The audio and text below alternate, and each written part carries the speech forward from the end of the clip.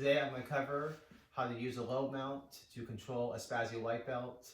As a middle-aged grappler, you don't want to chase someone that's a lot younger than you using a lot of strength.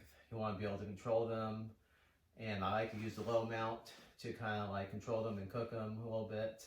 Let them use their strength up while they get tired, and then I can do my attack.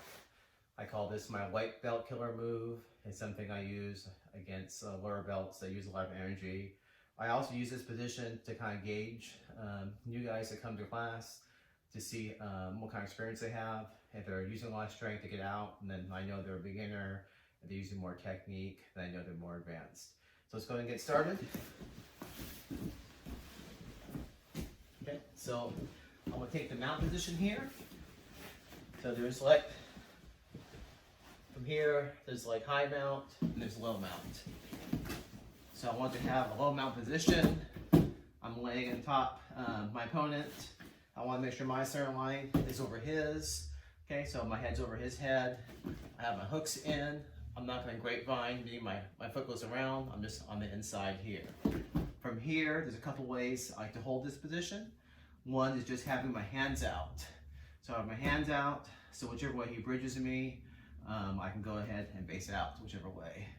The other thing I can do, which I tell the kids class called airplaning, I have my hands off the mat. So once you bridge me, he bridges me in a certain direction, I just post whichever way he bridges me.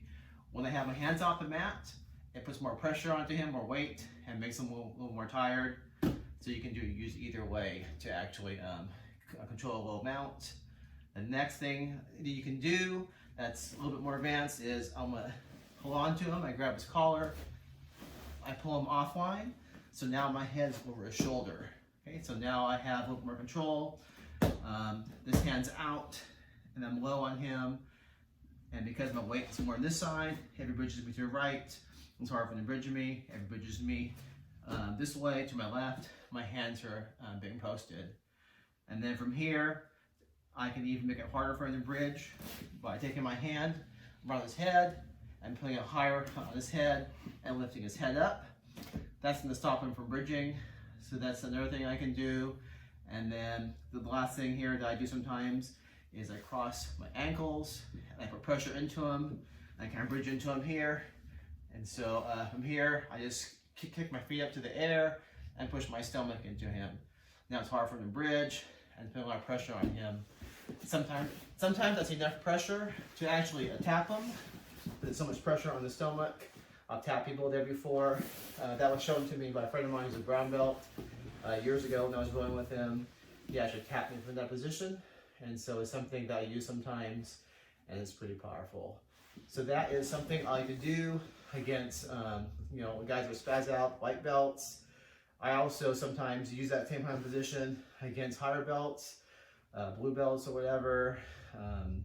I start from there, and then obviously if they're higher belt, I'm not going to necessarily tap in that position, but I use it to set up that position to rest. Sometimes I use it just to control the guy, to get a little bit of a rest, and then from there I move to more advanced attacks. And that is a way to control a spazzy guy using the mount.